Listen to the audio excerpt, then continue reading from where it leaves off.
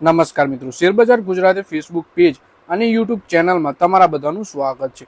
મિત્રો, આજે આપણે ટાટા ગ્રુપની કંપનીના શેર વિશે વાત કરવાના છે, કેમ કે કંપનીએ ક્વાર્ટરલી મજબૂત પરિણામો જાહેર કર્યા છે અને રોકાણકારોને એક શેર ઉપર 75 રૂપિયા ડિવિડન્ડ આપવાની જાહેરાત કરી છે.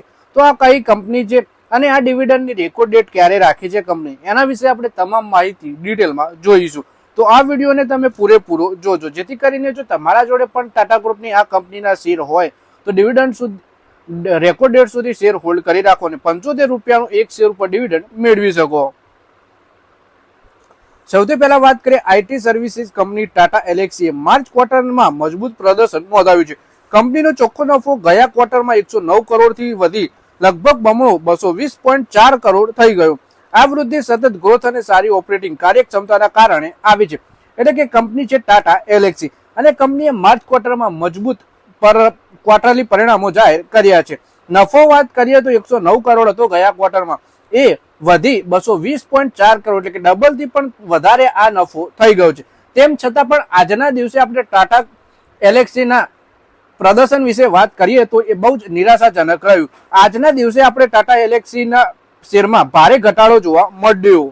ક્વાર્ટર આધાર પર ટાટા એલેક્સીનું રેવન્યુ 4.2% વધી 993.8 કરોડ થયું, જ્યારે એબીટા 11% વધી 221.3 કરોડ પર પહોંચી ગયું. માર્જિનમાં પણ સુધારો જોવા મળ્યો. એબીટા માર્જિન 22.01% થી વધી 23.36% થઈ ગયું. આ સારા એક્ઝિક્યુશન અને ઓપરેટિંગ લીવરેજના સંકેત આપે છે. ડિવિડન્ડ વિશે વાત કરીએ તો ટાટા એલેક્સીના બોર્ડે નાણાકીય વર્ષ 2025-26 માટે 10 રૂપિયાની ફેસ વેલ્યુ વાળા દરેક એક શેર ઉપર 75 રૂપિયાનું ફાઇનલ ડિવિડન્ડ આપવાની ભલામણ કરી છે. આ ડિવિડન્ડ એજીએમમાં શેરધારકોની મંજૂરી બાદ આપવામાં આવશે. એટલે કે 10 રૂપિયાની ફેસ વેલ્યુ વાળા એક શેર ઉપર 75 રૂપિયા ડિવિડન્ડ આપવામાં આવશે અને આ ડિવિડન્ડ એજીએમમાં શેરધારકોની મંજૂરી બાદ આપી દેવામાં આવશે.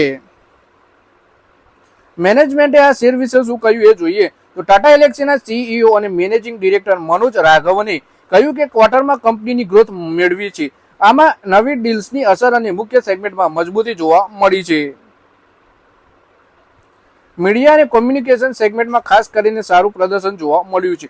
તેને એક વ્યૂહાત્મક એડટેક ડીલ, એક મોટા અમેરિકા ટેલિકોમ ક્લાયન્ટની જીત અને એક ગ્લોબલ ડિવાઇસ નિર્માતા સાથે મલ્ટી યર કોન્ટ્રાક્ટની સપોર્ટ મળ્યો છે. પરિવહન ક્ષેત્રનો વિકાસ પાછલા ક્વાર્ટરની સરખામણીમાં થોડો ધીમો પડ્યો. જો કે કંપનીએ એપીએસી અને અમેરિકામાં ઘણા વ્યૂહાત્મક બહુ વર્ષીય સોદાઓ મેળવ્યા, જેનાથી ઓઈએમ આધારિત વ્યવસાયનો હિસ્સો વધ્યો. ટાટા એલેક્સીએ આખું વર્ષ એઆઈ આધારિત ક્ષમતાઓને ઝડપથી અપનાવી છે. તેનો ઉદ્દેશ્ય ડિલિવરી કાર્યક્ષમતા વધારવી, ક્લાયન્ટ રિલેશન મજબૂત કરવા અને માર્જિન સુધારવાનો છે. મંગળવારે ટાટા એલેક્સીના શેર 3.17% વધારા સાથે 4660 રૂપિયા ઉપર બંધ થયા છે કે 6 મહિનામાં તે 13% જેટલા ઘટી ચુક્યા છે અને ટાટા ગ્રુપની આ કંપની માર્કેટ કેપ 29.03 હજાર કરોડ છે અને આજના દિવસે એટલે કે બુધવારના દિવસે આ શેરમાં આપણે ભારે ઘટાડો પણ જોવા મળ્યો છે. તો મિત્રો, આ વિડીયોમાં આપણે વાત કરી ટાટા એલેક્સીના શેર વિશે, જેમાં કંપનીએ મજબૂત ક્વાર્ટરલી પરિણામો જાહેર કર્યા છે. તેમ છતાં કંપનીએ આજના દિવસે રોકાણકારોને નિરાશ કરે, કેમ કે આજના દિવસે શેરમાં 3% જેટલો ઘટાડો જોવા મળ્યો છે અને રોકાણકારોને એક શેર ઉપર 75 રૂપિયા ડિવિડન્ડ આપવાની જાહેરાત પણ કરી છે. કંપનીએ હજુ સુધી આની રેકોર્ડ ડેટ જાહેર કરી નથી. તો જ્યારે પણ કંપની રેકોર્ડ ડેટ જાહેર કરશે ત્યારે આપણે રોકાણકારોને માહિતી આપીશું. તો મિત્રો, આ વિડીયોમાં બસ આટલું જ. હવે મળીએ આવનારા વિડીયોમાં. ત્યાં સુધી વિડીયોમાં લાઈક કરો, કોમેન્ટ કરો અને વિડીયો પોતાના મિત્રો સાથે ફેસબુક, ઇન્સ્ટાગ્રામ, વોટ્સએપ બધી જગ્યાએ શેર કરો. શેરબજારની આવી જ માહિતી ગુજરાતીમાં જોવા માટે તમે ચેનલને સબસ્ક્રાઇબ કરી ઘંટડી પણ દબાવી દેજો અને આપણા ફેસબુક પેજને પણ ફોલો કરી લેજો.